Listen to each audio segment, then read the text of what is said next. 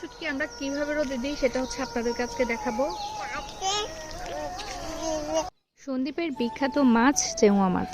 এই মাছটা এমনি রান্না করে খেলেও মজা, আবার যদি শুটকি করে খাওয়া যায় তাহলে আরো বেশি মজা। তবে মজা করে কিছু খেতে হইলে তো একটু কষ্ট করতেই হয়, তাই তো এগুলো শুটকি করার জন্য আমরা পুরো 2 ঘন্টা কষ্ট করে এই কয়টা শুটকি ছাদে রোদে দিলাম। এই মাছগুলো দিয়ে শুটকি বানানো একদমই সহজ। যারা এই মাছগুলো দিয়ে শুটকি বানাইতে পারেন না তারা এই ভিডিওটা দেখে নেবেন। প্রথমে মাছের ভেতরের ময়লাগুলো আমরা পরিষ্কার করে নিলাম, তারপর বড় একটা সুই দিয়ে একটা একটা করে মাছ মোটা একটা সুতার মধ্যে এভাবে আমরা গেঁথে নিলাম। তবে মাছের তেলটা ফেলা যাবে না। গেঁথে নেওয়ার পর মাছগুলোকে রশি সহ এভাবে পানিতে ভালো করে ধুয়ে নিতে হবে। তারপর কড়া রোদ দেখে এগুলো এভাবে টাঙিয়ে দিতে হবে। ভালো রোদ যদি পড়ে তাহলে 2 দিনেও শুকিয়ে যেতে পারে। যদি রোদ কম থাকে তাহলে 2 থেকে 3 দিন কিংবা 4-5 দিনও সময় লাগতে পারে। ভালো করে শুকানোর পর হচ্ছে এগুলো রশি থেকে খুলে নিয়ে তারপর এগুলো পিস করে সুন্দর করে বয়ম ভরে রাখতে হবে। আর এই শুটকিগুলো এইভাবে প্রায় 1 বছর পর্যন্ত ভালো থাকে।